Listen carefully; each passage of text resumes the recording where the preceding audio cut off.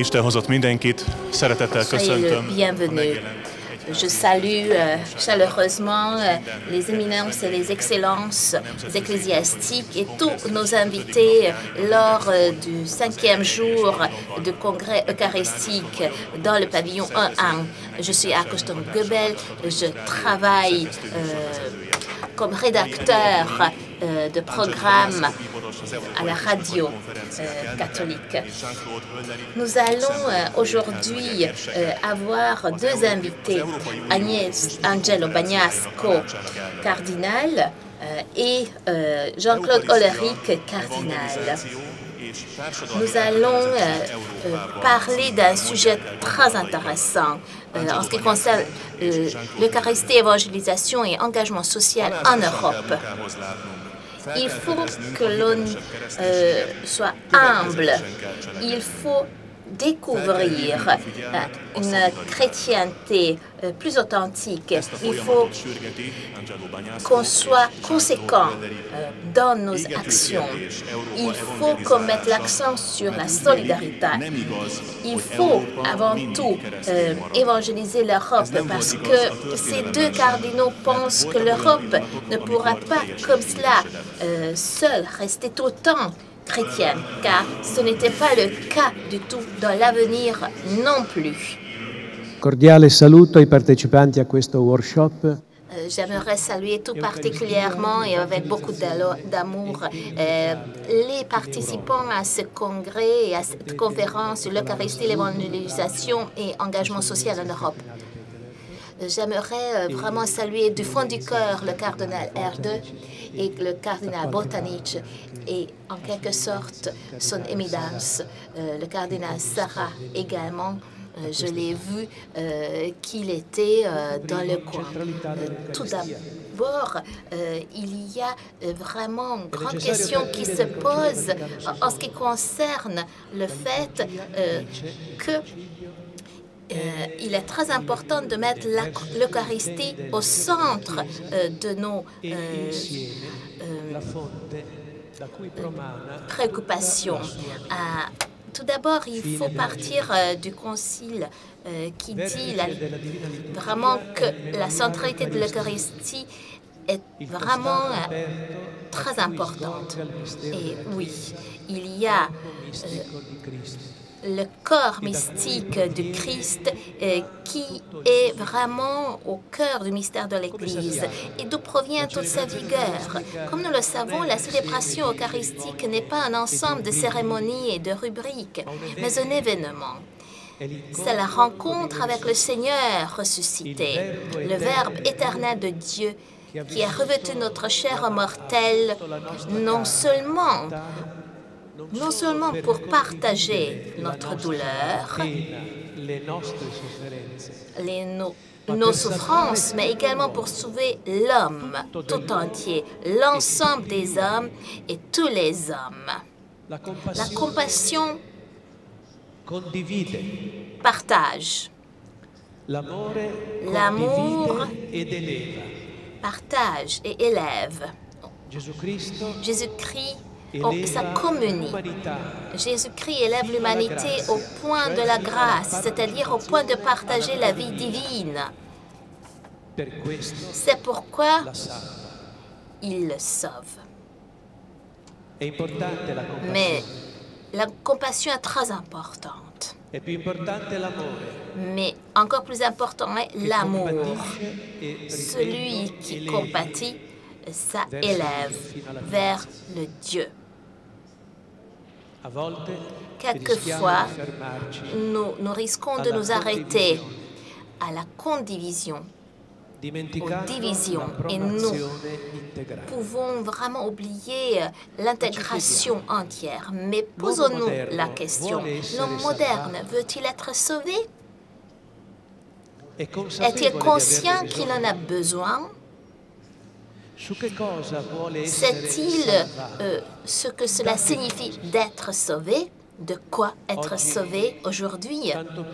D'autant plus sous l'impulsion de la pandémie, encore davantage, il semble que la religion de la santé, de la biosécurité soit née au point de sacrifier jusqu'aux conditions normales d'existence, jusqu'aux amis, aux affections, aux convictions religieuses et politiques.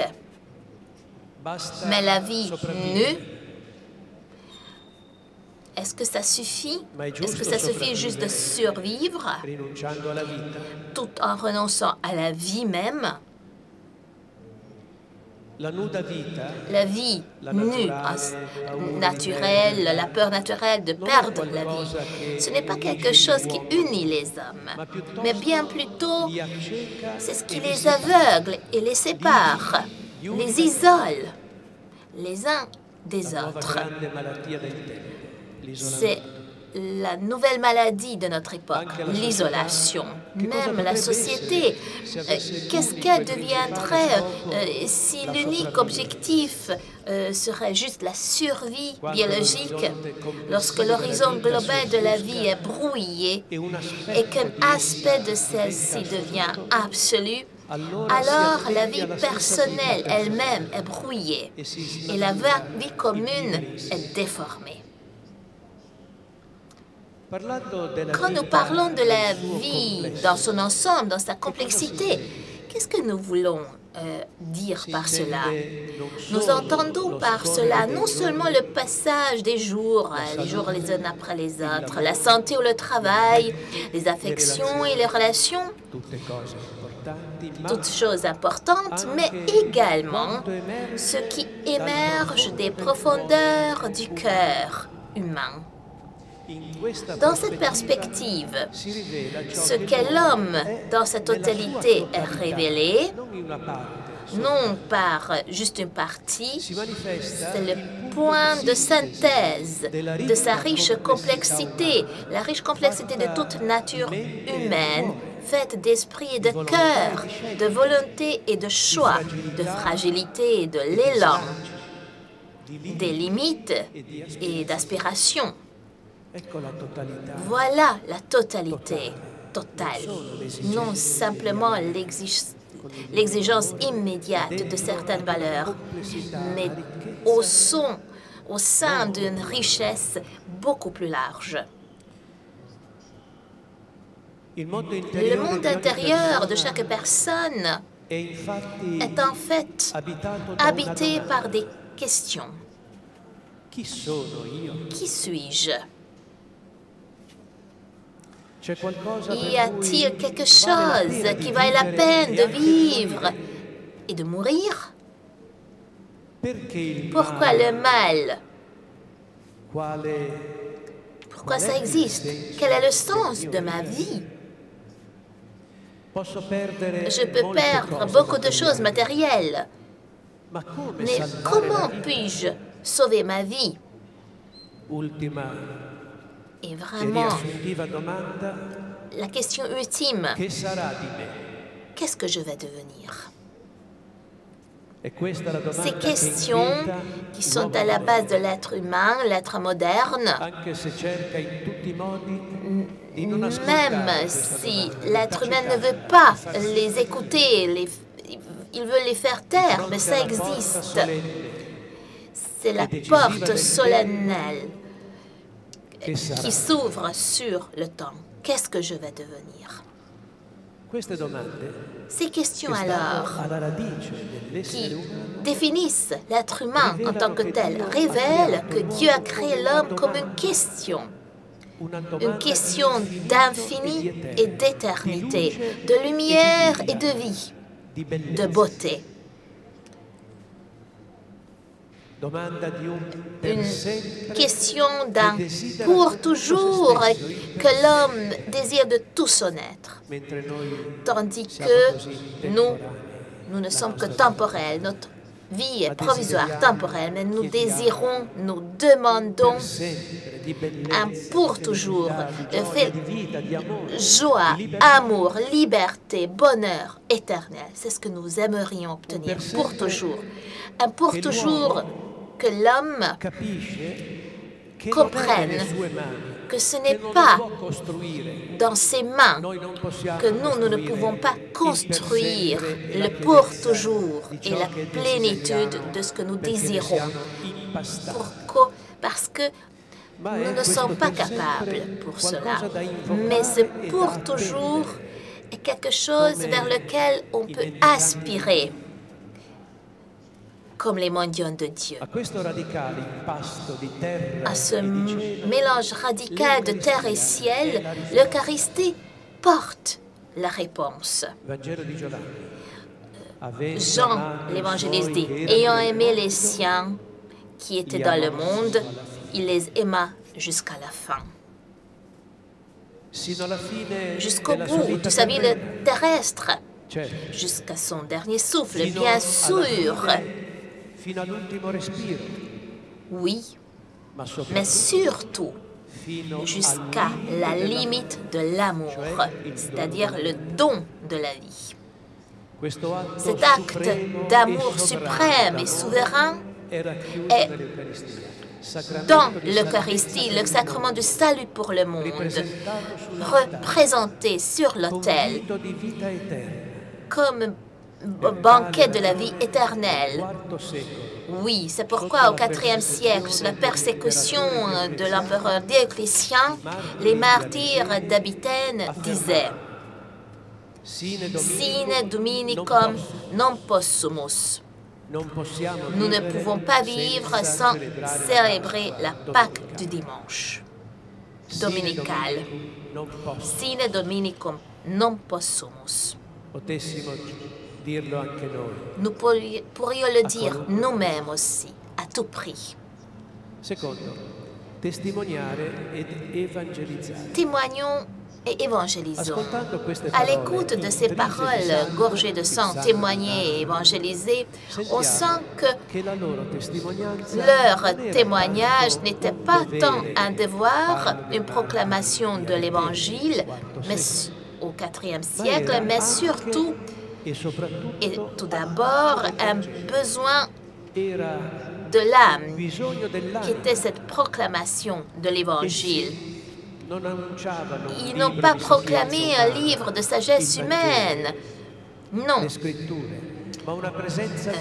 Mais c'était une présence vivante, une personne, Jésus, le Fils de Dieu, qui s'est fait homme, et notamment pour nous sauver du péché. Voilà, c'est le sens de l'évangélisation. Et c'est pourquoi il faut que ce soit jamais quelque chose qui soit juste une naturalisation de l'évangile, en taisant sa sève surnaturelle, l'appel à la grâce, la rédemption, la sainteté, la vie éternelle, toutes ces vérités qui sont contenues dans le missel et deviennent prières. Lex oranti, lex credenti. Les livres liturgiques, ce sont des paroles antiques de la foi, ce sont les plus originales et les plus nécessaires pour l'éternité à tout lieu. C'est la liturgie qui est priée dans la foi chrétienne. C'est la doctrine. Nous ne pouvons pas taire une parole de Christ, aucune parole de Christ. Nous ne pouvons négliger aucune page de livre saint en choisissant ce qui semble plus attrayant pour l'auditeur commun. Ce serait une trahison de l'évangile du Christ. Ce serait une réduction à un recueil d'exhortations édifiantes qui reste extérieure à la vie parce qu'elle ne transforme pas le cœur. Ce serait un code de bonne vie, un manuel philanthrope. On parle. Donc, il s'agirait des règles de l'humanité. Et de telle manière, on ne serait pas capable de faire la transfiguration du cœur. On parle de l'annonce de la foi à tous, dans tous les milieux, dans tous les temps, même dans les nôtres marqués par la laïcité, qui n'est pas le reniement de Dieu, mais c'est vivre comme si Dieu n'existait pas, tout simplement. Voilà, c'est la véritable laïcisation. En effet, c'est une variante sournoise et dangereuse parce que, en effet, on confesse la foi en Dieu, mais en réalité, les individus vivent sans Dieu. Et c'est la raison pour laquelle il faut poser la question, est-ce que nous, les chrétiens, nous vivons comme si Dieu n'existait pas. En fait, nous pouvons pratiquer la foi, mais pas vivre par la foi. Croire en Dieu, mais pas vivre de lui. Une raison de laïcité est comme ça. Donc, c'est la raison pour laquelle je pense qu'une des raisons de la laïcisation qui inonde l'Europe et l'Occident, c'est justement cette laïcisation. En effet, il ne s'agit pas d'exhiber un sentiment superficiel et artificiel, le sourire du succès et des choses faciles, mais la joie robuste de la foi, la joie d'être racheté et aimé par le Christ, être constitué peuple de Dieu, pèlerin vers la patrie, celle du ciel, une vraie joie malgré les épreuves de l'existence et les tribulations, les limitations et nos péchés. Donc, il faudrait que cela puisse rayonner de nous. Nous aussi, nous pouvons être portés par une sorte de résignation face aux puissances du monde, à l'indifférence religieuse. On peut aussi donner l'impression d'une fatigue intérieure, d'une méfiance fondamentale. On peut être saisi par la tristesse de se sentir comme une minorité faisant le show comme si la foi n'engendrait pas les ailes de la liberté.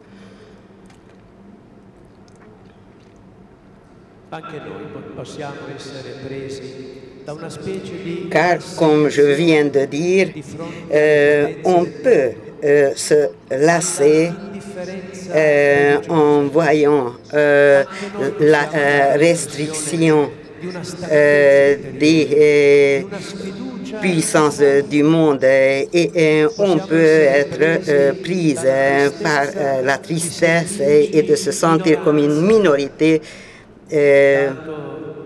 écrasée. Et si l'on fait ainsi, on va rayonner que, en effet, la foi n'engendrerait pas les ailes de la liberté, mais au contraire, que c'est un lourd fardeau à porter. Si tel était le cas, notre annonce ne réchaufferait le cœur de personne. Elle serait étouffée. Au départ, nous priverions nos peuples de ce qu'ils ont bien le droit d'entendre et que peut-être sans le savoir, étant donné que le Christ œuvre en nous, c'est lui le protagoniste et lui, en utilisant notre propre humanité, essaye de nous aider. Et il nous embrasse en soi, et il nous a accueillis en son sein, et c'est comme ça qu'il peut nous sauver. Seul Dieu a pu assumer ce risque avec les hommes, avec les êtres humains. Si je veux exprimer En un seul mot, il s'agit du monde qui attend le Christ. Parce qu'en effet, l'être humain est créé par Dieu et fait pour Dieu. En lui ont été créées toutes les choses. Voilà, c'est la première lettre de Paul aux Corinthiens. Donc, dans cette lettre, il écrit que notre cœur inquiet demeure. En effet, ces mots ont été écrits au cours du 4e ou 5e siècle. Toutefois, ils sont toujours pertinents et ils vont rayonner la force jusqu'à l'éternité. Par la suite, je voudrais vous parler de la responsabilité de l'engagement social et je vais vous poser une question. Quel est l'écho de la foi au niveau de l'histoire? Quel est le champ d'action dans la société? Peut-être est-il limité à la sphère privée? Quelle est sa puissance et quelle est sa finalité? Parce que si la foi touche tout l'horizon de l'homme et de son existence, alors peut-il y avoir un coin qui n'est pas éclairé par la lumière du Christ, par la puissance salvatrice de sa présence? Toute situation qui ne peut être inspirée par sa parole, si tel était le cas, la foi diviserait l'homme en lui-même dans une sorte de schizophrénie où dans certains domaines il pourrait vivre avec Jésus et dans d'autres indépendamment de lui. Mais l'homme peut-il vivre divisé en lui-même? Certainement pas. Le Christ est le point de synthèse de la complexité humaine. Son esprit est communion et unité dans la vie privée et sociale. Dans cette perspective, Jésus envoie ses disciples prêcher l'Évangile jusqu'aux extrémités de la terre et de l'existence humaine. À cet égard,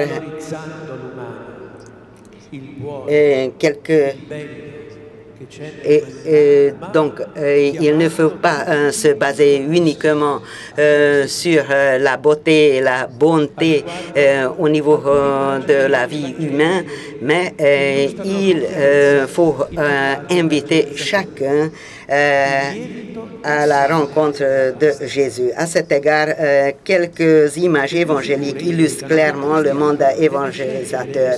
Le levain et le sel dans la pâte. Les deux figures indiquent que le chrétien doit descendre et se mêler à l'histoire, sinon il ne remplit pas sa fonction. Être sel pour conserver tout le bien des hommes et être levain pour faire lever le temps. Mais les deux images doivent être complétées par deux autres, celle de la lumière et celle de la ville posée sur la montagne. Les deux figures rappellent le devoir de visibilité active. Si la ville sur la montagne n'est que visible mais n'éclaire pas ce qui l'entoure, elle reste une réalité en soi autoréférentielle. Jésus dit aux disciples, « Vous êtes le sel de la terre, la lumière du monde. » Il ne faut pas oublier, Jésus ne dit pas « Soyez le sel et la lumière ».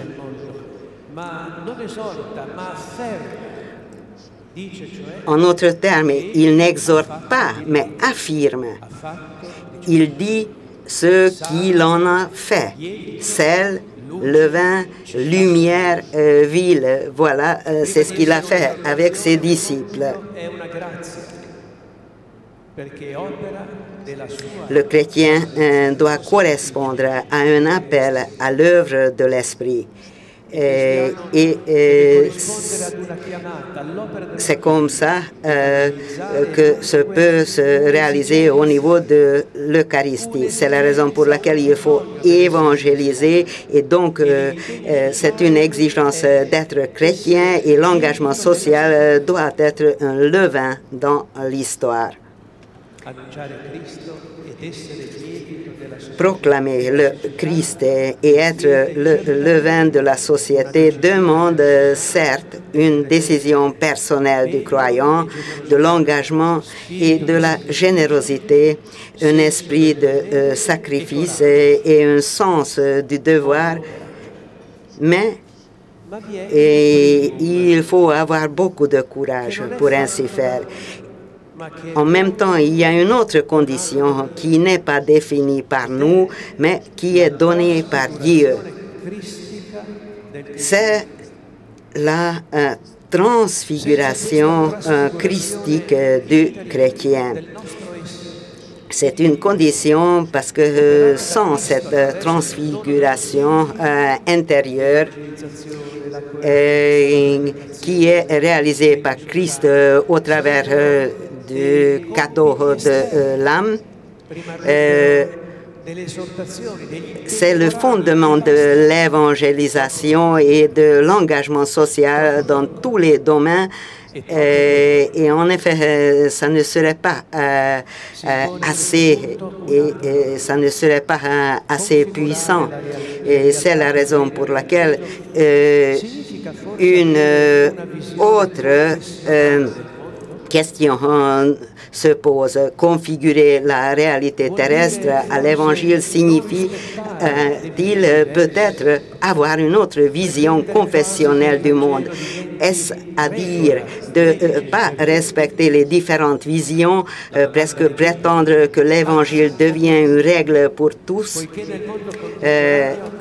La question est légitime, voire opportune, puisque le soupçon d'une revendication chrétienne envers la société civile s'est glissé dans le monde contemporain comme si l'Évangile, en termes de démocratie, de justice, de droit, de paix, d'économie, etc., n'avait rien à dire.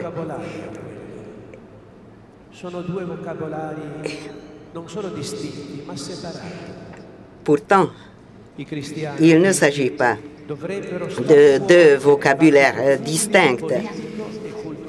Et malgré cela, vu ces affirmations, les chrétiens devraient se garder de participer au débat politique et culturel. À cet égard, trois considérations. Habermas a déjà résolu la question il y a quelque temps en rappelant que tout croyant, quelle que soit sa croyance, a bien le droit de participer au débat public tant qu'il n'invoque pas l'autorité religieuse et utilise un langage compréhensible par tous, un langage institutionnel citant les raisons rationnelles de ses propositions. Et su questo primo piano, personalmente penso che dobbiamo fare tutti. Concernant cette première considération, je pense qu'il faudrait qu'on en fasse beaucoup plus.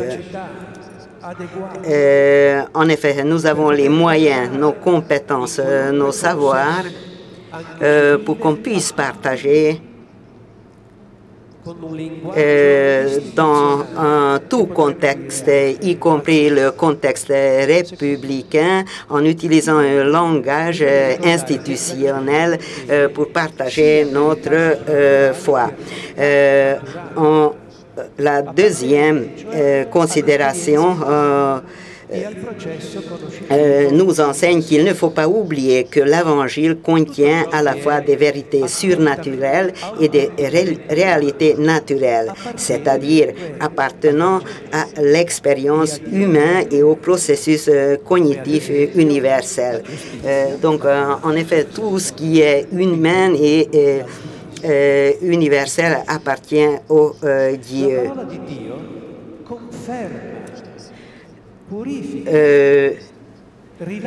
la parole de Dieu confirme, purifie, relance et élève à un niveau plus élevé et plus complet celui du Christ, mais elle n'enlève en rien la créativité de bien des valeurs et principes présents dans les Écritures. En parler en public ne signifie pas la confessionnalité, mais intelligence responsable. Le chrétien doit présenter, défendre et promouvoir dans la vie publique non seulement les valeurs qui sont bonnes pour l'humanité, mais d'autres choses. Mais il faut qu'il y ait des voies de communication, il faut qu'il y ait de la levure entre nous, il faut qu'il y ait une synthèse à ce deuxième point, notamment la révélation divine. Si nous voulons nous fier plus à l'Évangile, ne dit pas simplement quels sont les mots de Dieu et que sans lui, nous ne pourrions pas les comprendre. Mais il y a également les paroles humaines. Seul Dieu peut s'exprimer pour que tout le monde puisse vraiment tout comprendre. Le chrétien doit alors présenter, défendre et promouvoir dans la vie publique non seulement les valeurs qui sont bonnes pour l'humanité et qui sont souvent partagées aussi par les grands récits religieux, mais aussi leur fondement sans lequel la maison est comme construite sur du sable. On ne peut pas s'arrêter. Il faut poser les arguments. La répétition de la vérité ne fait pas que ce soit de la vérité. La logique intrinsèque, ce sont des raisons intrinsèques et intérieures qui fondent et donnent l'autorité et crédibilité à une valeur, à un principe. Et c'est sur ce plan-là que nous devons vraiment réfléchir. Et nous devons penser à notre foi pour pouvoir également la communiquer dans son importance, dans ses fruits pour le monde entier. Sans le fondement des principes, des valeurs chrétiennes, la maison ne peut pas se construire parce qu'il n'y aurait pas la roche, mais uniquement du sable. Je me répète, une valeur qu'on le répète ne constitue pas un fondement de vérité. Un exemple est celui de la dignité humaine de chaque être humain, codifié dans de nombreuses chartes constitutionnelles et universellement proclamées. Mais sur quoi repose la dignité inviolable de l'homme? Quelle est la base qui la garantit contre toute manipulation linguistique, politique, totalitaire et démocratique? Mais il faut le fonder. Il y a nécessité.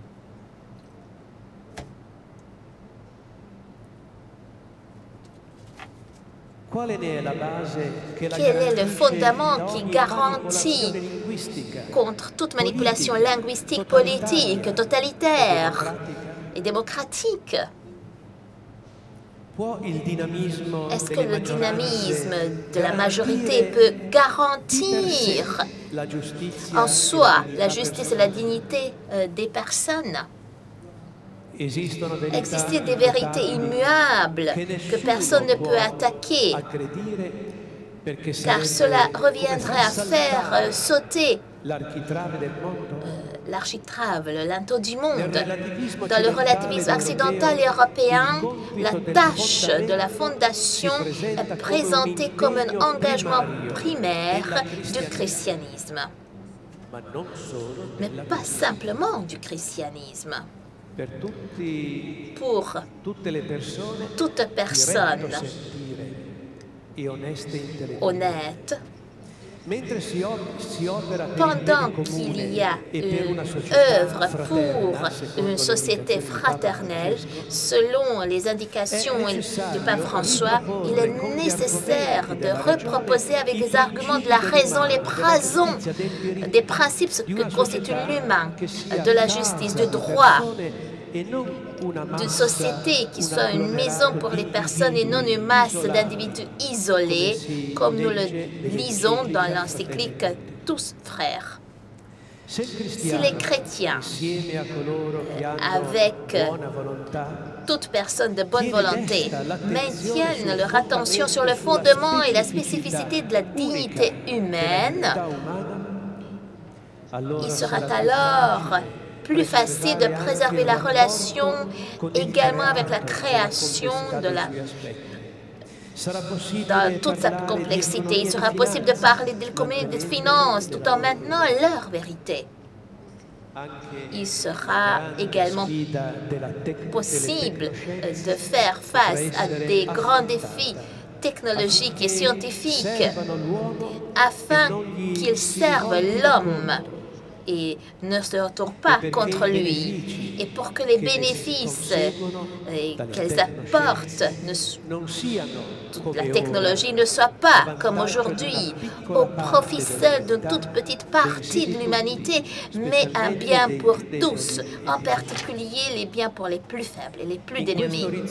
Dans cet horizon, pour conclure, nous pourrions dire que la compendium de la doctrine sociale de l'Église est la traduction dynamique du mystère eucharistique dans la société. La divine Eucharistie est le cœur et la synthèse de la foi chrétienne. Si nous nous abandonnons à Dieu, comme cela a été déjà dit, elle nous enveloppe et nous élève vers la Sainte Trinité. Elle nous immerge dans son amour transfigurant. Elle nourrit la foi. Elle donne la lumière, la force de l'esprit. Elle revigore la communion ecclésiale.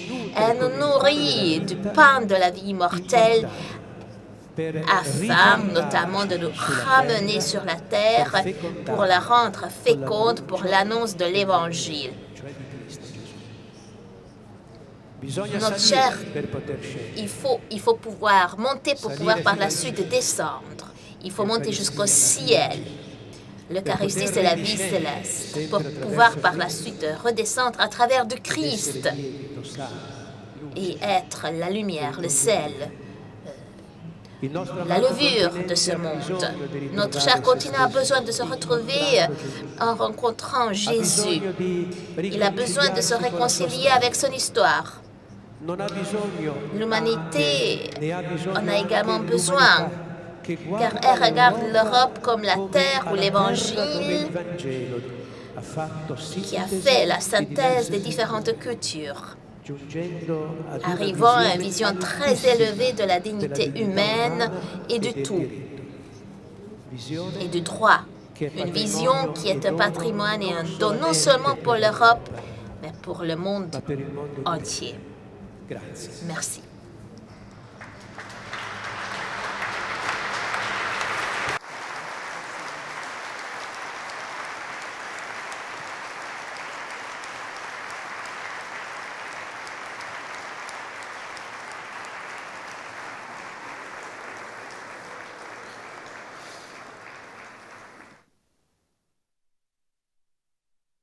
Grazie Eminenza per queste parole di una profondità e di grande verità. Allora, le mie parole sono di un altro livello. Alors, merci, Votre Éminence, de ces paroles. Moi, je vais épouser de notre horizon. Moi, je vais représenter plutôt les évêques de tout notre continent. Nous nous baserons sur l'enseignement de l'Église. Mais ça ne veut pas dire que tout ce que vient d'être dit ne soit pas important. Au contraire, il y a ces pensées spirituelles théologique, nous pouvons avoir une action sociale. L'Eucharistie est le pain de la fraternité.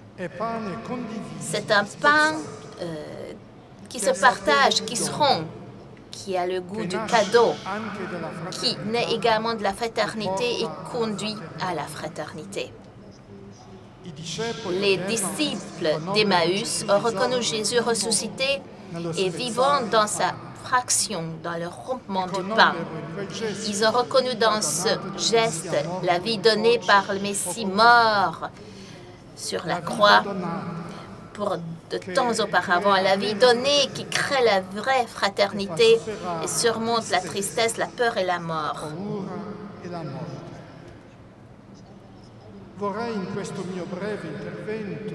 Je voudrais, dans cette brève intervention, réfléchir avec vous sur la dimension de l'Eucharistie qui se réfère à la fraternité. Dans la ligne de la belle encyclique Fratelli Tutti du pape François. Dans cette lettre que le Saint-Père écrit et adresse à tous, en s'inspirant de la figure de Saint François d'Assise, grand dévot du sacrement eucharistique, il propose à toute l'humanité une forme de vie à la saveur de l'Évangile. C'est une invitation à une fraternité ouverte qui permet de reconnaître, d'apprécier et d'aimer chaque personne au-delà notamment de sa proximité physique, au-delà du lieu du monde où elle est née, où elle vit. Je crois que dans cette encyclique du pape François, nous trouvons les indications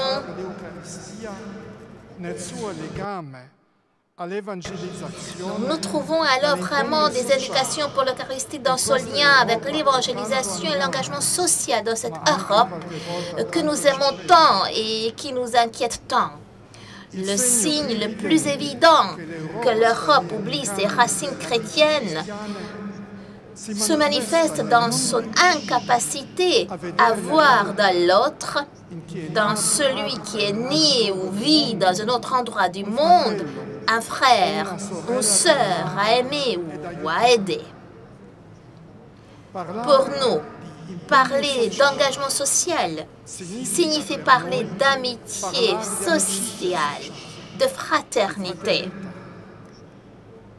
Cela nous amène à réfléchir brièvement sur notre continent, l'Europe, sur ses différentes crises et efforts pour penser à son avenir et à la contribution que les chrétiens peuvent et doivent apporter.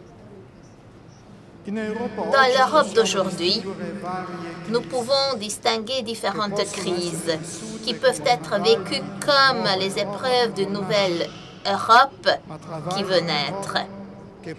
Mais les épreuves peuvent aussi être causées par des maladies, des infirmités, des déséquilibres systémiques qui, s'ils ne sont pas traités correctement, peuvent conduire à une détérioration du projet européen et même à son déclin. Je voudrais m'attarder brièvement sur 3 de ces crises. Tout d'abord, il y a la crise migratoire, provoquée par des personnes, et ça, ce n'est pas du tout une critique de la Hongrie. Ça, je veux absolument souligner. Dans mon cœur, moi, je reconnais ce que fait le gouvernement hongrois pour les chrétiens de l'Orient. Mais oui, il y a des personnes, frères et sœurs, qui arrivent à nos frontières en fuyant des situations souvent inimaginables pour nous, notamment les guerres, les persécutions, la violence et la faim. Ils viennent et frappent à notre porte à la recherche d'un avenir meilleur, d'un avenir de vie pour eux et leurs familles. Mais que trouvent-ils? Une Europe fermée. Et ça, c'est vrai pour toute l'Union européenne, qui a peur de perdre on ne sait quelle identité, Une Europe égoïste, souvent, qui veut maintenir son bien-être, son niveau de vie, même aux dépens des autres. Une Europe qui, finalement, ne reconnaît pas ces personnes comme des frères et des sœurs.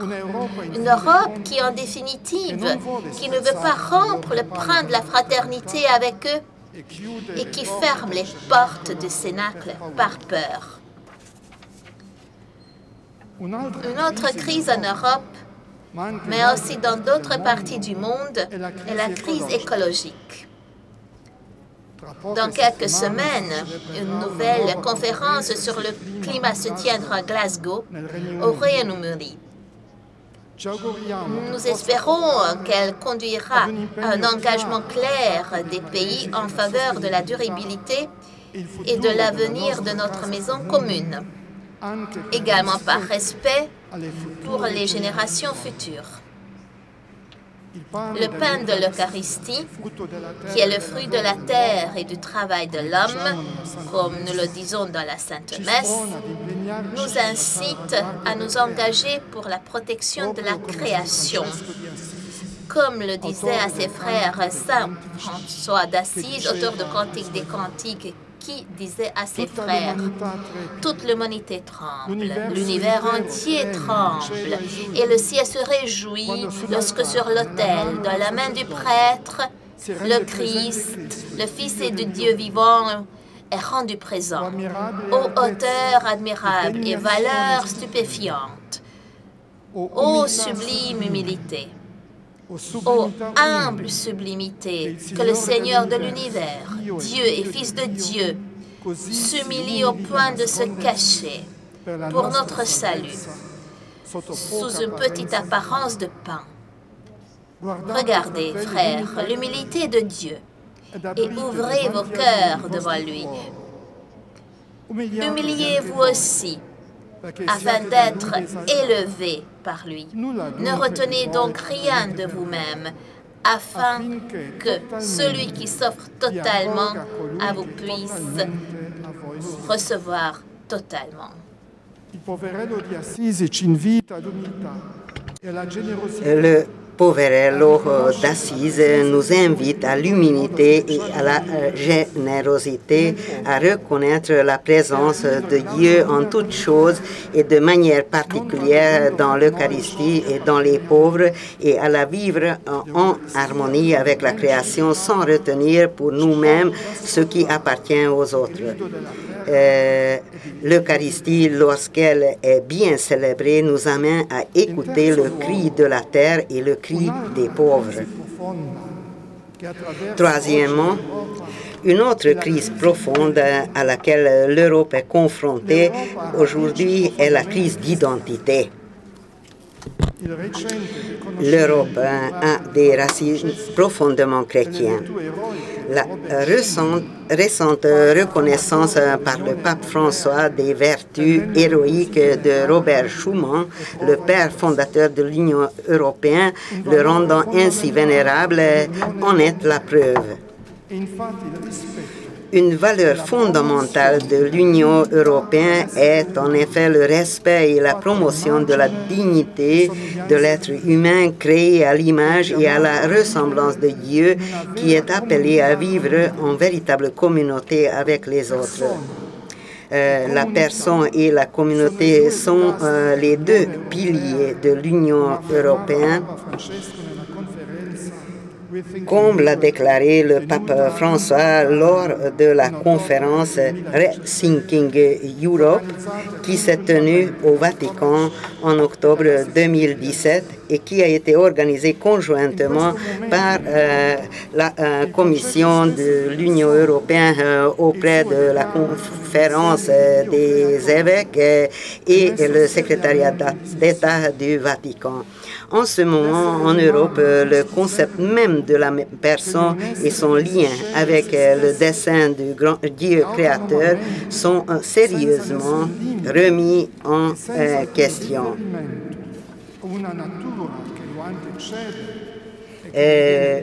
l'être humain est de plus en plus considéré comme un être qui choisit pour lui-même et de manière autonome, sans aucune limite et sans aucune référence à une nature qui le précède et qui lui est donnée, et ce même dans les sphères sacrées de la sexualité et de la famille.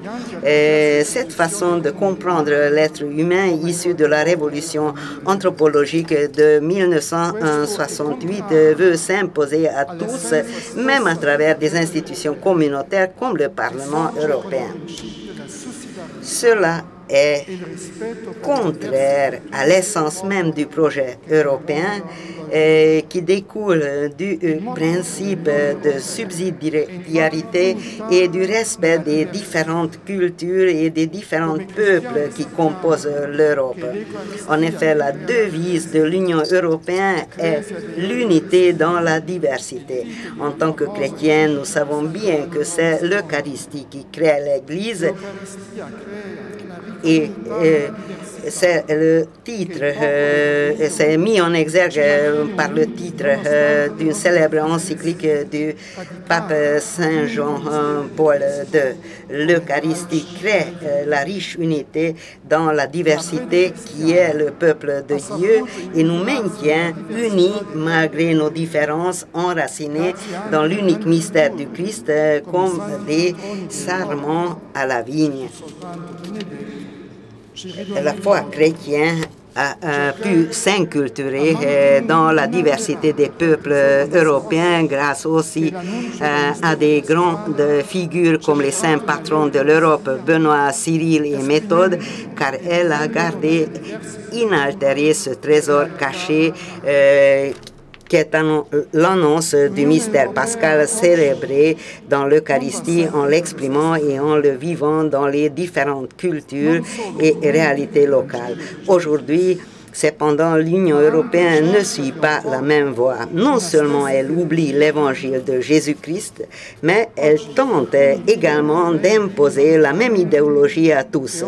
Aujourd'hui, certains dirigeants européens disent ouvertement que soit on admet l'idéologie du genre et sa compréhension de l'être humain, qui, selon ces dirigeants européens, est indissociable des droits de la communauté LGBT, soit on ne peut plus faire partie de l'Union européenne. Cela n'est pas acceptable et va à l'encontre de l'idée même du respect des différentes cultures, d'unité dans la diversité qui est à la base du projet européen. Comment, en effet, je respecte et nous, les chrétiens, nous respectons les homosexuels comme c'est mis en exergue par le catéchisme de l'Église catholique. Alors, comment répondons-nous à ces défis en tant que chrétiens et en tant qu'Église? Comment pouvons-nous reproposer l'Évangile sur notre continent et nous engager pour une société plus juste? Comment pouvons-nous célébrer l'Eucharistie et adorer le Seigneur présent au milieu de nous? Je crois que la réponse réside dans la redécouverte de l'Église et dans le fait de vivre authentiquement le mystère de l'Église. L'Église est le peuple de Dieu qui sort et évangélise en vivant la joie du salut. L'Église est fermement ancrée dans le mystère du Rédempteur qui se réalise chaque fois que nous célébrons l'Eucharistie, mais elle reste ouverte et respectueuse des différentes cultures, valorisant et assumant ce qui est bon en elle. Je ne crois pas que la solution soit d'entrer dans la logique des alignements de nous contre eux, des chrétiens contre les laïciens, des pro-life contre les défenseur de la culture de la mort, mais de devenir une Église plus authentique, plus fraternelle, plus accueillante, plus miséricordieuse, plus ouverte à ceux qui cherchent de l'aide et à ceux que nous trouvons sur les bords de notre chemin, même s'ils appartiennent à un peuple différent.